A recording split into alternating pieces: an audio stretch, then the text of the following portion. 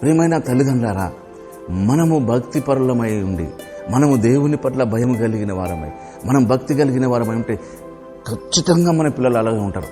మరి అదే విషయం గమనిస్తే అబ్రహాము కుమారుడు ఇస్సాకు ఎంత విధేయత కలిగి ఉన్నాడు గమనించండి. ఆ బలిపీఠం మీద అర్పించేటప్పుడు, దహన బలి అర్పించే టైంలో ఆయనకు అర్థమై ఉంటుంది, ఇస్సాకి నన్నే దహన బలిగా అర్పిస్తున్నాను అనే విషయం అర్థమైపోయి ఉంటుంది. వెంటనే వెళ్ళిపోవాల్సి ఉండే, పారిపోవాల్సి ఉండే. కానీ అబ్రహాం ఎంత డెడికేటెడ్గా ఉన్నాడో అంతకంటే ఎక్కువ ఇస్సాకు డెడికేటెడ్గా ఉన్నాడు. అబ్రహాం ఎంత సమర్పించుకుంటే ఏం లాభం?